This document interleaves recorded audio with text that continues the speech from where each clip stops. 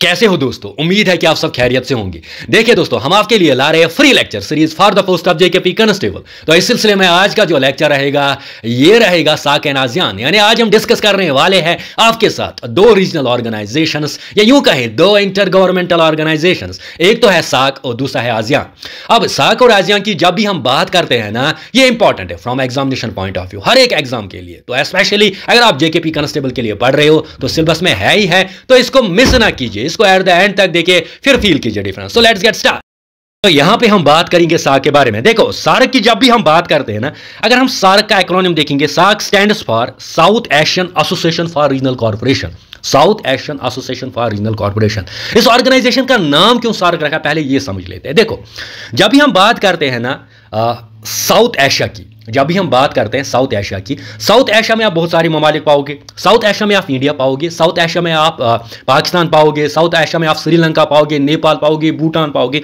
अब ये जो सारे ममालिक हैं ना साउथ एशिया के, अब सारे नहीं बल्कि बहुत सारे ममालिक जो है ना साउथ एशिया में जो भी ममालिक है, उन्होंने क्या किया, उन्होंने एक ऑर्गेनाइजेशन बनाई। उन्होंने एक ऑर्गेनाइजेशन बनाई। उस ऑर्गेनाइजेशन का नाम रखा गया south Asian Association for Regional corporation. देखो, साउथ एशियन मतलब ही होता है कि वो कंट्रीज जो बिलोंग किससे करते हैं, साउथ एशिया से, ठीक है ना। एसोसिएशन मतलब होता है एसोसिएशन मतलब ही होता है एक ऑर्गेनाइजेशन, ठीक है ना, ठीक है, फॉर रीजनल कॉर्पोरेशन। किसके लिए? रीजनल कॉर्पोरेशन के लिए। तो यहां पे आपने सिंपली ये जाना कि सार्क मतलब होता है south Asian Association for Regional corporation. Means यहां पे कौन सी कंट्रीज है, यहां पे सिर्फ आप पाओगे साउथ एशिया में जो भी कंट्रीज है ना वो आप पाओगे। अब यहां सारी कंट्रीज इसमें है ही नहीं, इसमें सिर्फ 8 कंट्रीज पाओगे आप साउथ एशिया कंट्रीज किस सार्क में। तो हम आगे जान लेंगे, लेकिन पहले यह समझ लेना है कि सार्क है क्या बेसिकली। देखो, सार्क क्या है? सार्क एक ग्रुप है। एक ग्रुप है किनका? ये ग्रुप है regional intergovernmental organisation of South Asian countries की। अभी मैं बात कर रहा हूं, अगर आप साउथ एशिया देखोगे ना, साउथ एशिया में आप बहुत सारी कंट्रीज पाओगे। तो उन्होंने एक ग्रुप बनाया, तो ये जो ग्रुप है ना, इसमें आप बहुत सारे ममालिक पाओगे, इसीलिए इसको हम बोलते हैं इंटर गवर्नमेंटल ऑर्गेनाइजेशन, ठीक है ना। Intergovernmental organisation of South Asian countries, यानी ये एक ऑर्गेनाइजेशन है, ये एक रीजनल ऑर्गेनाइजेशन है किनकी? साउथ एशियन कंट्रीज की, जिसका हमने नाम रखा है सार्क, ठीक है। अब किस लिए बनाएगी वो हम देखेंगे, वो हम अभी देखेंगे, लेकिन पहले सार्क समझ लेते हैं कि सार्क है क्या। तो आपने क्या जाना, सार्क क्या है? सार्क बेसिकली एक ग्रुप है या एक रीजनल इंटर गवर्नमेंटल ऑर्गेनाइजेशन है किनकी? साउथ एशियन कंट्रीज की। साउथ एशिया में आप पाओगे इंडिया भी, पाकिस्तान भी, बांग्लादेश भी। मींस ये जो साउथ एशियन कंट्रीज है ना, इन्होंने एक एसोसिएशन बनाई, ठीक है, उन्होंने एक ग्रुप बनाया, ठीक है, उन्होंने एक ऑर्गेनाइजेशन बनाई, ठीक है। तो उसी ऑर्गेनाइजेशन का नाम हमने फिर रखा सार्क, ठीक है, ये आपने जाना। अब यहां पे देखो, सार्क की जब भी हम बात करते हैं ना, इसकी एस्टैब्लिशमेंट होती है 8 दिसंबर 1985 को। कब होती है? 8 दिसंबर 1985 को, क्योंकि इसका चार्टर जो है ना वो साइन किया जाता है कहां पे? बांग्लादेश में आप ढाका पाओगे, ढाका में इसका चार्टर जो है वो साइन किया जाता है, किसका? सार्क का। तो सार्क की एस्टैब्लिशमेंट कब होती है? एग्जैक्ट 8 दिसंबर 1985, ठीक है। हाँ, और एक इंपॉर्टेंट फैक्ट है, इसका हेडक्वार्टर कहां पे? इसका हेडक्वार्टर आप पाओगे नेपाल में। नेपाल जो है ना, काठमांडू में आप पाओगे। नेपाल में एक जगह है काठमांडू, वहां पे इसका हेडक्वार्टर आप पाओगे। तो यहां तक आपने क्या जाना कि सार्क क्या है। सार्क आपने ये जाना, सार्क अगर हम एक्रोनिम इसका देखेंगे तो वो होता है south Asian Association for Regional corporation. Means ये एक ऑर्गेनाइजेशन है, एक इंटर गवर्नमेंटल ऑर्गेनाइजेशन, या यूं कहे एक रीजनल इंटर गवर्नमेंटल ऑर्गेनाइजेशन किनकी है? साउथ एशियन कंट्रीज की, ठीक है। हाँ, तो कब बनाई गई? 8 दिसंबर 1985 में इसका चार्टर साइन किया गया, कहां पे? बांग्लादेश के ढाका, जो ढाका है वहां पे, ठीक है ना। हाँ, और इसका हेडक्वार्टर कहां है? काठमांडू, नेपाल में। देखो, अब ये सार्क का आइडिया किसने दिया? ये सार्क का आइडिया किसने दिया कि हम जो है सार्क के ऑर्गेनाइजेशन बनाएंगे, रीजनल ऑर्गेनाइजेशन बनाएगी साउथ एशियन कंट्रीज की? वो दिया था जियाउर रहमान ने। जियाउर रहमान जो थे ये बेसिकली प्रेसिडेंट थे बांग्लादेश के। कहां के प्रेसिडेंट थे? बांग्लादेश के प्रेसिडेंट थे। तो उसने आइडिया दिया था कि हम एक रीजनल ऑर्गेनाइजेशन बनाएगी किनकी? साउथ एशियन कंट्रीज की, ठीक है, साउथ एशियन देशों की, ठीक है। तो इसीलिए इसको कहा जाता है father of SAARC. Who is known as father of SAARC? Ziaur Rahman. क्यों? क्योंकि उसने आइडिया दिया था किसका? सार्क का, कि हम सार्क एक ऑर्गेनाइजेशन बनाएंगे। अब ये देखेंगे कि इनिशियल ऑब्जेक्टिव क्या था, क्यों बनाई गई ये ऑर्गेनाइजेशन। ये भी इंपॉर्टेंट है ना, हमारे लिए ये भी जानना इंपॉर्टेंट है कि क्यों बनाई गई इसीलिए तो faster economic and cultural corporation among the south Asian countries. जो भी साउथ एशियन कंट्रीज है ना, चाहे इंडिया, बांग्लादेश, पाकिस्तान, नेपाल, भूटान, इनमें क्या करें, इनमें हम जो इकोनॉमिक और कल्चरल कॉपरेशन है ना, इसको ज्यादा से ज्यादा बढ़ाए। इकोनॉमिक मतलब ही होता है कि ट्रेड के मामले में, ट्रेड के इकोनॉमिक जब भी वर्ड होगा ना तो ट्रेड ही होगा ना। इकोनॉमिक कॉपरेशन कैसे ये ज्यादा से ज्यादा इसको बढ़ावा देंगे? जब आपस में ये ट्रेड करेंगे, जब आपस में ये ट्रेड करेंगे और कल्चरल कॉपरेशन, ठीक है ना। तो इकोनॉमिक एंड कल्चरल कॉर्पोरेशन किन साउथ एशियन कंट्रीज में इसको फास्टर किया जाए, इसको प्रमोट किया जाए, इसको बढ़ाया जाए, इसीलिए आपकी सार्क वजूद में आई थी, ठीक है। हाँ, अब यहां पे देखो फाउंडिंग मेंबर्स, एस्टैब्लिशमेंट में देखते हैं फाउंडिंग मेंबर्स के फाउंडिंग मेंबर्स इसमें कितने मेंबर्स हैं। इसमें यूजुअली आप पाओगे 8 मेंबर्स, क्या पाओगे? 8 मेंबर्स। लेकिन फाउंडिंग मेंबर्स देखेंगे पहले, वो है आपके, देखो इंडिया, श्रीलंका, बांग्लादेश, नेपाल, मालदीव्स, भूटान एंड पाकिस्तान। ये पहले जब ये सार्क बनाई गई थी ना, यानी 1985 में जब इसका चार्टर साइन किया गया ना ढाका बांग्लादेश में, तो वहां पे 7 कंट्रीज जो थी ना, वो इसके फाउंडिंग मेंबर्स जो है उन्होंने साइन किया था। फिर एट द एंड ज्वाइन किया लास्ट पे अफगानिस्तान ने 2007 में। अफगानिस्तान ने कब ज्वाइन किया? 2007 में। तो बन गई कितने कंट्रीज? 8 कंट्रीज। तो अभी आप सार्क में पाओगे 8 कंट्रीज और 9 ऑब्जर्वर स्टेट्स। अब ये इंपॉर्टेंट है ना, ये कंट्रीज याद रखनी ना, इसके लिए मैं ट्रिक ला रहा हूं। अभी 2 मिनट में ट्रिक में बताऊंगा। ट्रिक से इजीली 2 सेकंड्स में आप इन कंट्रीज को याद कर सकते हो। लेकिन थोड़ा मैं फिर से इसको थोड़ा रिपीट करता हूं। देखो हमने पढ़ा क्या? हमने ये पढ़ा कि सार्क क्या है। सार्क सिंपली है south Asian Association for Regional corporation. 8 दिसंबर 1985 में जो है इसकी एस्टैब्लिशमेंट होती है। कहां पे? बांग्लादेश में, ठीक है। हेडक्वार्टर इसका कहां पे? काठमांडू, नेपाल में। यह आपको ऐसे याद रखना है। हाँ, आइडिया किसने दिया? जियाउर रहमान ने, जिसको कहा जाता है, जो कि प्रिजनर ऑफ बांग्लादेश, जिसको कहा जाता है फादर ऑफ सार्क। हाँ, ऑब्जेक्टिव क्या था? इनिशियल ऑब्जेक्टिव जिसके लिए बनाई गई, कहा गया कि हम इकोनॉमिक एंड कल्चरल कॉपरेशन को कैसे बढ़ाएं, कैसे प्रमोट करें। तो इसके लिए ये जो है सार्क बनाई गई थी। इसमें कितने मेंबर्स हैं? 8 मेंबर्स हैं। लास्ट पे किसने ज्वाइन किया? अफगानिस्तान ने ज्वाइन किया। कब किया? 2007 में ज्वाइन किया। तो सार्क की अगर हम बात करेंगे ना, इसमें आप कितने स्टेट्स पाओगे? 8 स्टेट्स पाओगे। और ऑब्जर्वर स्टेट्स इसमें 9 है। ये इंपॉर्टेंट है। 8 स्टेट्स इसमें मेंबर स्टेट्स हैं और ऑब्जर्वर स्टेट्स इसमें 9 है। अब हम जानेंगे ये 8 स्टेट्स कौन से हैं थ्रू अ ट्रिक। अब यहां पे देखोगे, यहां पे आपकी सुपर ट्रिक क्यों है? क्योंकि आप इसको अच्छे से हमेशा जिंदगी भर याद रखोगे। मेरा ये मानना है कि आप जिंदगी भर इसको नहीं बोलोगे। अब ये जो 8 मेंबर्स है ना, जिंदगी भर नहीं बोलोगे through a super trick. Super trick क्या है? देखो समझो, अच्छे से समझ लेना। देखो ट्रिक क्या है? ट्रिक है एमबीबीएस पैन। अब एमबीबीएस पैन क्यों है? देखो जब भी हमें पैन होती है ना, यानी जब भी हमें दर्द होता है ना, तो हम किसके पास जाते हैं? हम सिंपली डॉक्टर साहब के पास जाते हैं। और डॉक्टर साहब जो होते हैं ना, वो हमारी ट्रीटमेंट जो है करता है।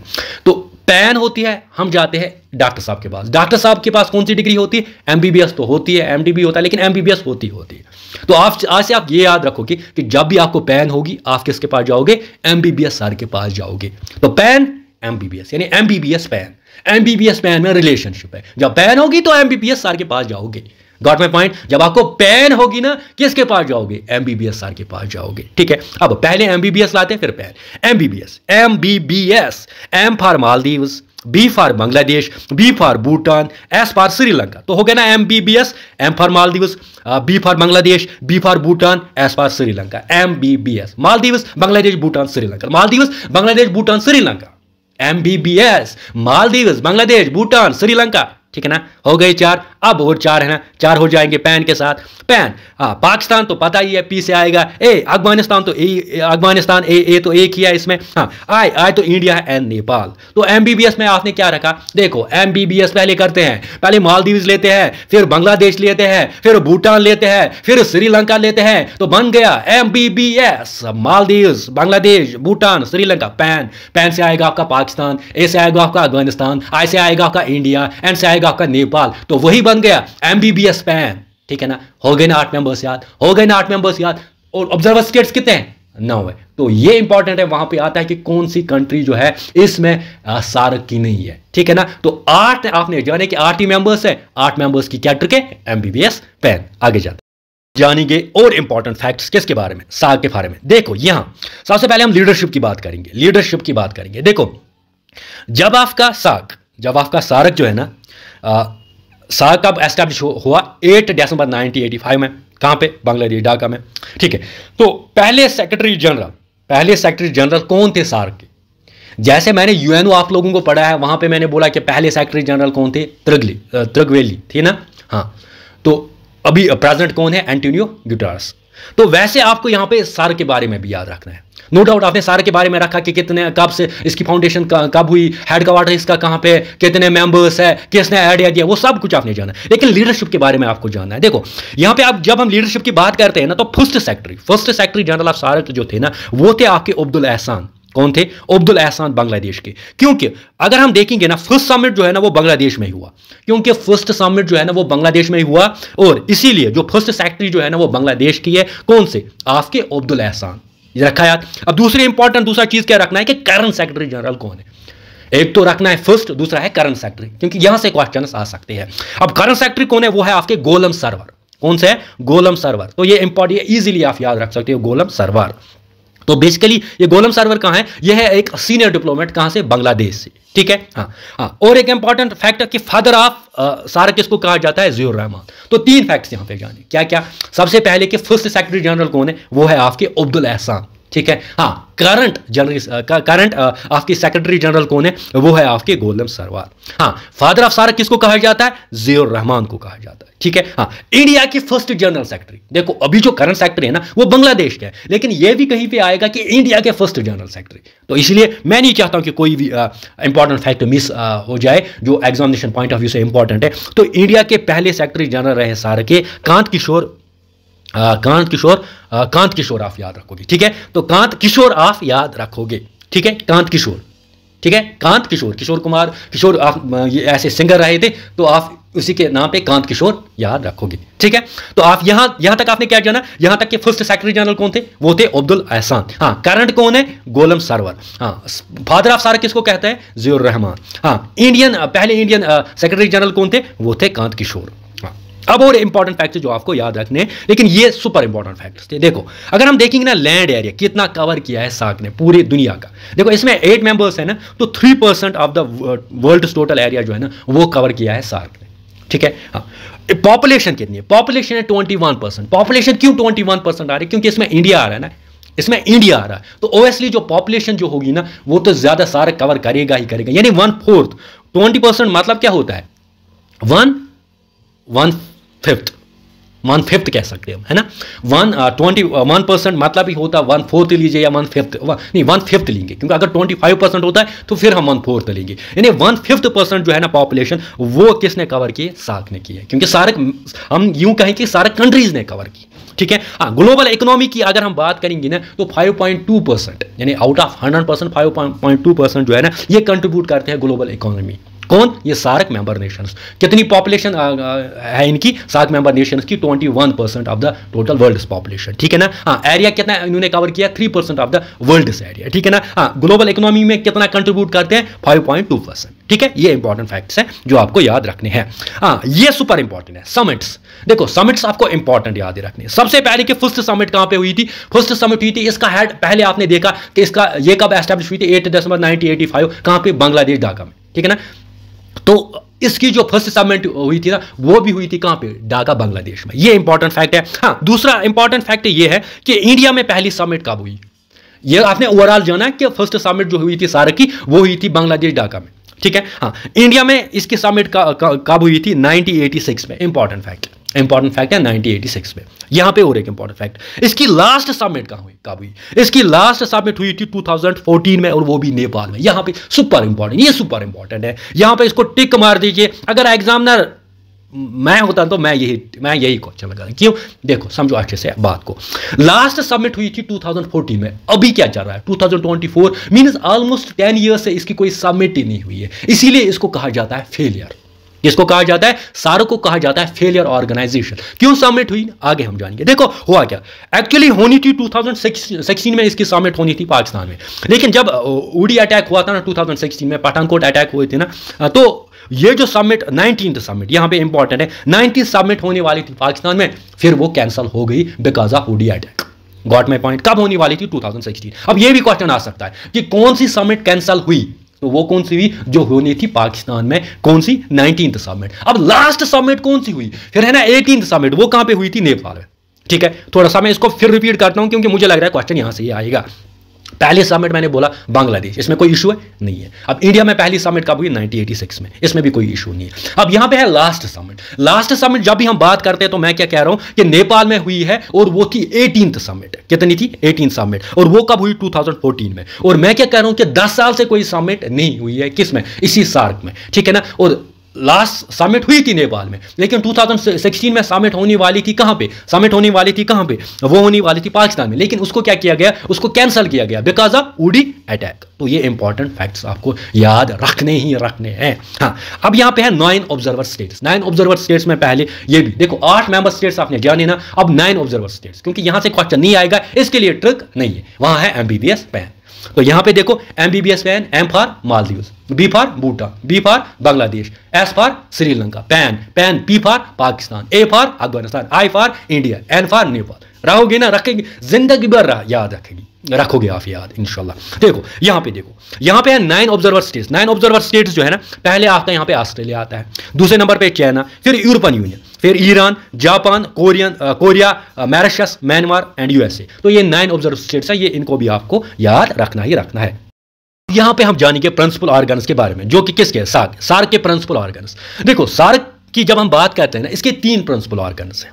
यानी प्रिंसिपल ऑर्गन्स की जब हम बात करते हैं ना सार्क ऑर्गेनाइजेशन की, तो 3 है। तो south Asian Association for Regional corporation के 3 ऑर्गन्स है, प्रिंसिपल ऑर्गन्स है। एक तो है meeting of the head of the state और गवर्नमेंट। जो हेड्स होते हैं ना, हेड्स ऑफ द गवर्नमेंट होते हैं ना, उनकी एक मीटिंग होती है, और वो मीटिंग होती है यूजुअली एनुअल बेसिस पे। लेकिन मैंने बोला कि लास्ट कहां पे हुई थी समिट? इसका लास्ट हुई थी समिट 2014 में, कहां पे? नेपाल में। फिर होनी थी कहां पे? 2016 में पाकिस्तान में, वो तो हुआ ही नहीं, ठीक है ना। और वो कौन सी समिट है? 18th summit. पाकिस्तान में कौन सी होने वाली थी? 9th समिट, लेकिन हुई नहीं। अब यही होता है, पहला ऑर्गन यही होता है कि जो मीटिंग होती है ना हेड्स ऑफ द स्टेट और गवर्नमेंट, उनकी मीटिंग होती है, तो ये पहला ऑर्गन बनता है इसका, ठीक है। अब दूसरा होता है standing committee of foreign secretaries. अब जो भी फॉरेन सेक्रेटरीज होती है ना, उनकी एक स्टैंडिंग कमेटी होती है। अब ये कमेटी क्या करती है? ये कमेटी ओवरऑल मतलब मॉनिटर करती है, कोऑर्डिनेशन करती है। यहाँ पे ये मतलब देखते हैं कि कौन कौन सा सेक्टर प्रायोरिटी है, किस पे ज़्यादा हमें फोकस करना है, ठीक है ना। मतलब जो भी प्लानिंग होती है ना, या देखना होता है कि किस सेक्टर को हम ज़्यादा ये ना किस सेक्टर पे ज़्यादा हम काम करेंगे, किस सेक्टर को मॉनिटर करने की ज़रूरत होती है ना, वो होती है आपकी standing committee of foreign secretaries, ठीक है। हाँ, तीसरा होता है आपका सेक्रेटरेट। देखो सेक्रेटरेट जो होता है ना, जैसे आपका यूएनओ में सेक्रेटरेट होता है ना, यानी कि ऑफिस, मैंने बोला ना ऑफिस किसका? यूएनओ का ऑफिस, उसी को हम सेक्रेटरेट कहते हैं। तो यहां पे जो इसका ऑफिस है ना, किसका? सार्क का ऑफिस है, उसको भी हम सेक्रेटरेट कहते हैं। और वो सेक्रेटरेट कहां पे? वो है नेपाल में। मैंने बोला था हेड क्वार्टर नेपाल में, काठमांडू नेपाल में, ठीक है ना। वो कब बनाया गया? 1987 में, ठीक है। हाँ, तो हेड जो होते हैं ना, वो होती है आपके सेक्रेटरी जनरल, और वो 3 साल के लिए होते हैं। अभी मैंने सेक्रेटरी जनरल भी बोला कि कौन है, वो है गोलम सरवर। कहां से? बांग्लादेश से, है ना। तो वो भी मैंने आपको, तो यहां पे आपने क्या जाने कि 3 ऑर्गन्स क्या है। एक तो होता है meeting of the head of the state और गवर्नमेंट, जो मीटिंग करते हैं ऑन एनुअल बेस पे। 2014 से कोई मीटिंग हुई ही नहीं। दूसरा होता है standing committee of foreign secretaries. हाँ, ये कोर इश्यूज देखते हैं कि कौन कौन कोर इश्यूज है जिन पे हमें फोकस करने की जरूरत है, जिनको हमें मॉनिटर करने की जरूरत है, यानी जिन पे प्लानिंग करने की जरूरत है, कहां पे हम फाइनेंस कर सकते हैं, ठीक है ना। तो सारे जो इंपॉर्टेंट सेक्टर्स होते हैं ना, सारे जो इंपॉर्टेंट इश्यूज होते हैं ना, वो यहां पे होती है स्टैंडिंग कमेटी में, वो डिस्कस किए जाते हैं, ठीक है। हाँ, फिर सेक्रेटरेट होता है। सेक्रेटरेट आपने जाना है कि जो ऑफिस है किसका? सार्क का, और वो कहां पे है? काठमांडू नेपाल में, यानी हेड क्वार्टर जो है, ठीक है। Got it? आगे देखो यहां पे हम साप्ता की बात करेंगे। साप्ता है क्या, ये समझेंगे। बेसिकली ये जुड़ा है ट्रेड के साथ। देखो अगर आप देखोगे ना, south Asian Association for Regional corporation का जो मकसद था ना, वो था इकोनॉमिक एंड कल्चरल कॉर्पोरेशन। यानी इकोनॉमिक तभी होगा जब इनके बीच में जो ट्रेड होगा ना, ट्रेड को जब ये बढ़ावा देंगे, जब ट्रेड को ये प्रमोट करेंगे, जब ट्रेड इनके बीच में ज़्यादा से ज़्यादा होगा। तो इसीलिए उन्होंने क्या किया, उन्होंने एक एग्रीमेंट लाया। एक एग्रीमेंट जो है वो लाया, वो क्या था? वो था south Asian preferential trade agreement. देखो अगर आप बहुत सारी इंटरनेशनल ऑर्गेनाइजेशंस की बात करोगे, वहाँ पे आप यूरोपियन यूनियन पाओगे, आसियान पाओगे, तो उनके नक्श कदम पे ये ना उन्होंने कहा था कि हम भी एक एग्रीमेंट साइन करेंगे। तो वो क्या है? साफ्टा। साफ्टा के थ्रू ये क्या करना चाहते थे, ये जो है ना ट्रेड टैरिफ्स जो भी थे ना इनके बीच में, यानी ट्रेड टैरिफ्स होते हैं, इन्हें जो भी ये ड्यूटीज़ लगाते हैं ना, देखो जब भी एक कंट्री दूसरी कंट्री से इंपोर्ट करती है ना, तो उसको बहुत मतलब ये ना ड्यूटीज़ पे करनी होती है। तो उन्होंने क्या कहा था कि हम जो है इंडिया से जो भी हम साउथ एशियन कंट्रीज़ हैं आपस में तो हम ट्रेड करेंगे, ले हम जो टैरिफ जो होगी ना, जो ड्यूटी जो होगी ना, वो 0% रखेंगे। यानी हम कुछ चार्जेस जो इंपोर्ट ड्यूटीज़ है ना उस पर वो हम 0% रखेंगे, ठीक है ना। और साथ ही साथ इन्होंने कहा था कि हम एक डिस्प्यूट मैकेनिज्म जो है वो एस्टेब्लिश करेंगे, कभी कभार कोई भी डिस्प्यूट अगर होगा हमारे बीच में, साउथ एशियन कंट्रीज के बीच में, तो वो सॉल्व किया जाएगा, इसीलिए आपका साफ्टा बन गया। लेकिन साफ्टा जो है इसने काम ही नहीं किया, तो इसलिए फेल हुआ, ओएसलिए फेल हुआ। तो आपको क्या याद रखना है, आपको सिंपली वहां पे आ जाएगा साफ्टा है क्या, ये है south Asian preferential trade agreement. और ये कब बनाया गया, 1995। किस लिए बनाया गया, ये इसीलिए बनाया गया कि इन्होंने कहा था कि हम जो है ना ज्यादा से ज्यादा जो ट्रेड होगा कंट्रीज में वो उसको कैसे प्रमोट किया जाए, थ्रू हम कर लेंगे जो टैरिफ टारगेट्स है ना उनको हम रिड्यूस कर लेंगे, और साथ ही साथ हम एक डिस्प्यूट मैकेनिज्म बनाएंगे जिससे जो भी डिस्प्यूट्स मेंबर नेशंस के बीच में वो सेटल कर लेंगे। लेकिन ये फेल हुआ। फिर इसी नक्श कदम पे इन्होंने क्या किया, इन्होंने अब यहां साफ्टा तो बन गया, सैप्टा तो बन गया, अब इन्होंने बनाया साफ्टा। पहले SAPTA था, अब है SAFTA, और ये आ गया 2004 में। ये सैप्टा क्या है, सैप्टा है south Asia free trade area. South Asia free trade area, free trade area क्यों कहा गया, इसीलिए कहा गया क्योंकि ये कहा गया कि जो साउथ एशिया जो होंगे ना, जितने भी इसमें मेंबर कंट्रीज होंगे ना, यहां हम फ्री ट्रेड करेंगे, यानी यहां पे कोई रिस्ट्रिक्शंस नहीं है, कोई इंपोर्ट ड्यूटी नहीं लगेगी।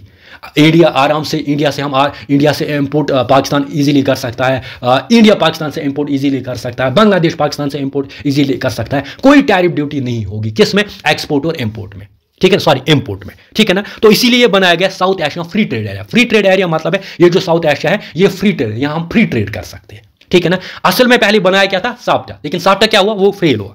अब सैप्टा क्या हुआ था, ये भी एक एग्रीमेंट हुआ था, ये 2004 में हुआ था, लेकिन सुपर इंपॉर्टेंट ये है कि ये जब इस्लामाबाद में हुई थी ना समिट 2004 में, जब इस्लामाबाद में हुई थी समिट 2004 में, और ये समिट थी 12th समिट, क्या थी, 12th समिट। वहां पे आपका जो साफ्टा है उसको बनाया जाता है, वहां पे जो एग्रीमेंट है इसको साइन किया जाता है। Got my point. साफ्टा पहले आपने देखा कि वो फेल हुआ, फिर है आपका साफ्टा, सैप्टा पहले, फिर है आपका साफ्टा। तो साफ्टा SAFTA, वो है SAPTA, वो प्रेफरेंशियल था, ये फ्री ट्रेड एरिया है, ठीक है ना। South Asian free trade area कहां पे साइन हुआ था, इस्लामाबाद में, ठीक है ना। कब समिट हुआ था, जब 12th समिट हुई थी, किस ईयर में, 2004 में, पहले ये जाना, ठीक है। अब यहां पे क्या किया, यहां पे जो भी यहां पे created a free trade among 8 members with target of 0 tariff by 2016। देखो यहां पे 2004 में तो ये लाया गया, यहां पे उन्होंने क्या कहा क्या कि हम फ्री ट्रेड जो है ना, फ्री ट्रेड होगा किन में, मेंबर नेशंस में, यानी 8 मेंबर्स जो है ना उनके बीच में, और जो टैरिफ होगा ना, यानी इंपोर्ट ड्यूटी जो होगी ना वो 0% होगी, कब तक, 2016 तक, ठीक है, गॉट। हाँ, दूसरा पॉइंट की डिस्प्यूट मैकेनिज्म भी इन्होंने बनाया, जो डिस्प्यूट जो होंगे मेंबर नेशंस के बीच में वो सॉल्व किया जाएगा। लेकिन हुआ क्या, फिर भी ये फेल हुआ। फिर भी ये फेल क्यों हुआ, देखो होता क्या है, देखो अच्छे से समझ लेना। हमेशा यहां पे दो, अगर हम देखें ना, दो कंट्रीज जो है ना उनके बीच में हमेशा रिवैलिटी रही, एक तो इंडिया और पाकिस्तान, ठीक है। इंडिया और पाकिस्तान के बीच में हमेशा जो है किसी ना किसी पे देखो ODI अटैक हुआ 2016 में, उससे जो है आपकी 19th समिट जो पाकिस्तान में होने वाली थी वो कैंसिल की गई, ठीक है ना।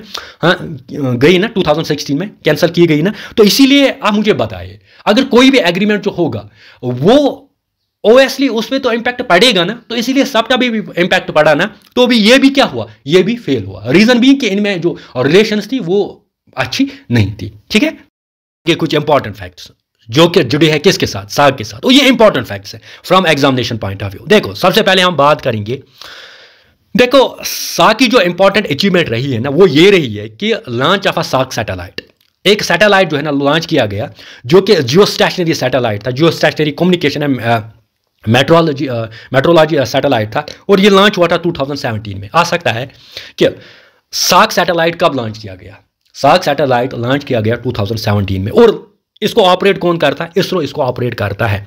किन के लिए लॉन्च किया गया, साउथ एशियन एसोसिएशन, यानी साउथ एशियन जो भी कंट्रीज है ना वहाँ उस टाइम ये लॉन्च किया गया, उन कंट्रीज के लिए लॉन्च किया गया। लेकिन पाकिस्तान ने क्या कहा, पाकिस्तान ने रिजेक्ट की, पाकिस्तान ने बोला हमें ये सैटेलाइट नहीं चाहिए, क्योंकि यहाँ पे पाकिस्तान ने एक कंडीशन रखी थी। पाकिस्तान ने कहा था इंडिया को, ये जो सैटेलाइट है ना, ये सैटेलाइट इंडिया ने बनाया, ये जो सार्क सैटेलाइट है ना ये इंडिया ने बनाया, और जब ये इंडिया ने बनाया ना तो पाकिस्तान ने कहा था कि हम भी इसको जो टेक्निकल सपोर्ट है ना हम भी टेक्निकल सपोर्ट देंगे, लेकिन इंडिया ने मना किया। इंडिया ने कहा कि हम ये गिफ्ट दे रहे हैं, किनको, साउथ एशियन कंट्रीज को हम ये गिफ्ट दे रहे हैं ये सैटेलाइट। तो फिर पाकिस्तान ने बोला कि अगर आप हमारी टेक्निकल असिस्टेंस नहीं लोगे इस सैटेलाइट को बनाने में, तो हम भी इसकी सर्विस जो है वो एक्सेप्ट नहीं करेंगे। तो रीजन बीइंग यही कि पाकिस्तान ने जो है इसकी सर्विस जो है एक्सेप्ट नहीं की। ये इंपॉर्टेंट फैक्ट है। अब क्वेश्चन क्या है, क्वेश्चन कैसे बन सकता है कि सार्क सैटेलाइट किसने लॉन्च किया? इंडिया ने लॉन्च किया। तो इंडिया ने गिफ्ट किया किनको? सार्क जो भी सार्क नेशंस है ना, साउथ एशियन कंट्रीज जो भी सार्क के मेंबर्स हैं उनको गिफ्ट किया। लेकिन किस मेंबर कंट्री ने जो है डिनाई की थी कि हम इसकी सर्विस नहीं लेंगे? वो कौन थी? वो थी पाकिस्तान। अब ये सार्क सैटेलाइट है क्या? ये भी इंपॉर्टेंट है। ये बेसिकली एक जियो stationery communication and metrology satellite है जो कब लॉन्च किया गया? 2017 में। ठीक है, हाँ। तो आपने जाना कि सार्क सैटेलाइट क्या है। अब यहां पे और एक SAARC disaster management centre, SAARC disaster management centre जो है ना, इसको सेटअप किया गया गुजरात में, ताकि कभी भी जो भी डिजास्टर होगा ना, तो जो होगा within no time prompt action के लिए जो है वहां पे काम किया जाए। तो इसके लिए एक सार्क डिजास्टर मैनेजमेंट सेंटर जो है वो खोला गया गुजरात में। तो दो इंपॉर्टेंट फैक्ट्स आपने देखे, एक तो सार्क सैटेलाइट देखा और सैटेलाइट जाना, उस साथ ही साथ आपने सार्क डिजास्टर मैनेजमेंट सेंटर के बारे में जाना। ठीक है, अब यहाँ पे स्पेशलाइज्ड बॉडीज ऑफ सार्क है। ये यहाँ से भी क्वेश्चन बनता है, स्पेशलाइज्ड बॉडीज ऑफ सार्क। देखो, स्पेशलाइज्ड बॉडीज ऑफ सार्क में आप सबसे पहले पाओगे SAARC arbitration council. SAARC arbitration council जिसको कहा जाता है सार्को। देखो, कभी डिस्प्यूट होगा ना मेंबर नेशंस के बीच में, तो ये जो आर्बिट्रेशन काउंसिल है ना, ये उस मसले को सुलझाएगा। इसीलिए जो है ये बेसिकली एक कोर्ट की तरह काम करेगा, सार्क आर्बिट्रेशन काउंसिल। और ये लोकेटेड है पाकिस्तान है। आ सकता है क्वेश्चन कि सार्क आर्बिट्रेशन काउंसिल कहां पे है? पाकिस्तान में। हाँ, सार्क डिजास्टर मैनेजमेंट सिस्टम कहां पे है? गुजरात, इंडिया में। ऐसे क्वेश्चन आ सकते हैं। हाँ, अब है SAARC development fund. SAARC development fund जो है ना, सिंपली यहां पे जो भी मेंबर नेशंस है ना सार्क के, तो उनकी डेवलपमेंट के लिए एक फंड जो है वो कायम किया गया, उसको रखा गया सार्क डेवलपमेंट फंड। तो ये कहां पे? ये भी एक स्पेशलाइज्ड बॉडी है। ये कहां पे है? ये है आपकी भूटान में। भूटान में कहां पे? थिम्पू में। जैसे आपका सार्क आर्बिट्रेशन काउंसिल कहां पे? इस्लामाबाद में है। तो सार्क डेवलपमेंट फंड कहां है? भूटान, थिम्पू में। ठीक है, हाँ। उसके बाद SAARC Asian university, important, SAARC Asian university, ये आप न्यू दिल्ली में पाओगे। तो यहां पे कहा गया कि जो भी मेंबर नेशंस है ना, तो वो यहां पे पढ़ेंगे। तो इसके लिए एक यूनिवर्सिटी बनाई गई, सार्क एशियन यूनिवर्सिटी, वो आप इंडिया में पाओगे।